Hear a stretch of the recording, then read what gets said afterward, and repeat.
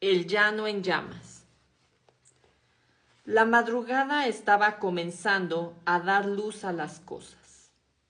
Se veía ya casi claramente a la gente apeñuscada en el techo de los carros.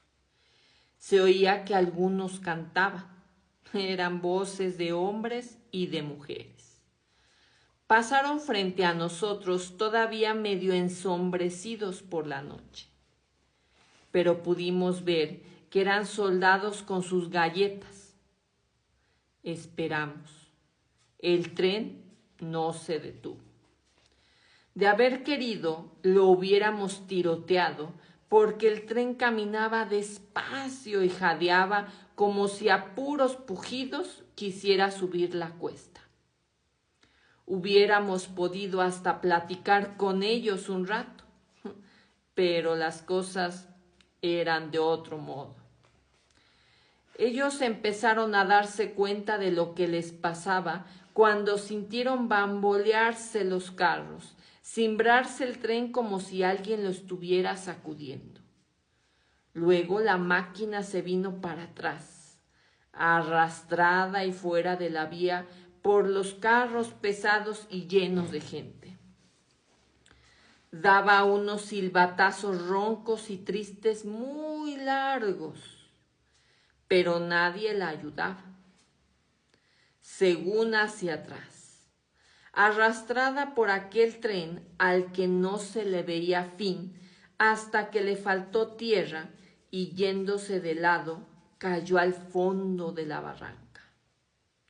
Entonces los carros siguieron, uno tras otro, a toda prisa, tumbándose cada uno en su lugar allá abajo.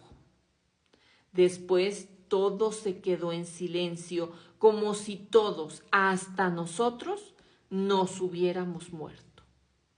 Así pasó aquello. Cuando los vivos comenzaron a salir de entre las astillas de los carros, nosotros nos retiramos de ahí, acalambrados de miedo.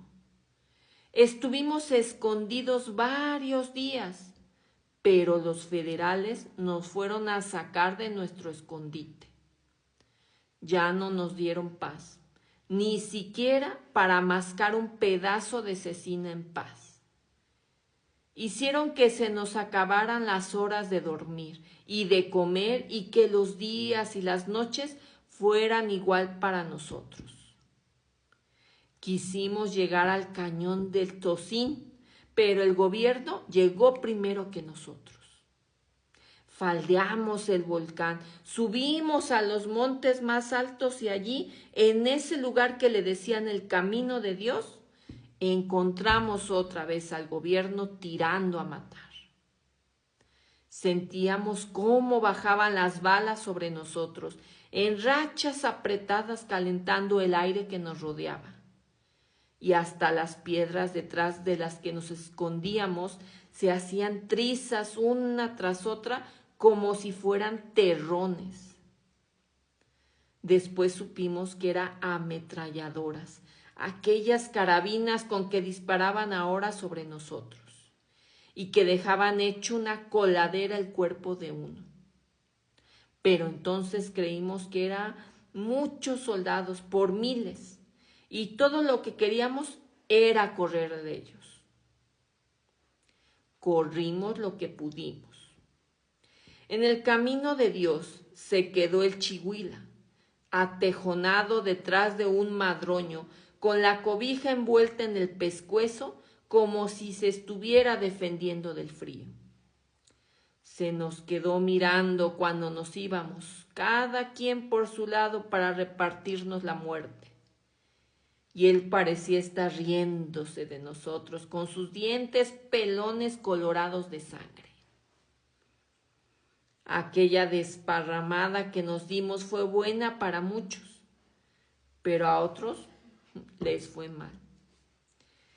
Era raro que no viéramos colgado de los pies a alguno de los nuestros en cualquier palo de algún camino. Allí duraba hasta que se hacían viejos y se arriscaban como pellejos sin curtir. Los opilotes se los comían por dentro, sacándole las tripas hasta dejar la pura cáscara. Y como los colgaban alto, allá se estaban campaneándose al soplo de aire muchos días, a veces meses, a veces ya nada más las puras tirlangas de los pantalones bulléndose, con el viento, como si alguien las hubiera puesto a secar allí. Y uno sentía que la cosa ahora sí iba a ir de veras al ver aquello. Algunos ganamos para el Cerro Grande y arrastrándonos como víboras pasábamos el tiempo mirando hacia el llano, hacia aquella tierra de allá abajo donde habíamos nacido y vivido y donde ahora nos estaban aguardando para matarnos. A veces hasta nos asustaba la sombra de las nubes. Hubiéramos sido de buena gana decirle a alguien que ya no éramos gente de pleito y que nos dejara estar en paz, pero de tanto daño que hicimos por un lado y otro, la gente se había vuelto matrera y lo único que habíamos logrado era agenciarnos enemigos. Hasta los indios de acá arriba ya no nos querían. Dijeron que les habíamos matado sus animalitos y ahora cargan armas que les dio el gobierno y nos han mandado a decir que nos matarán en cuanto nos vean. No queremos verlos, pero si los vemos los matamos, nos mandaron a decir. De este modo se nos fue acabando la tierra. Casi no nos quedaba ya ni el pedazo que pudiéramos necesitar para que nos enterraran.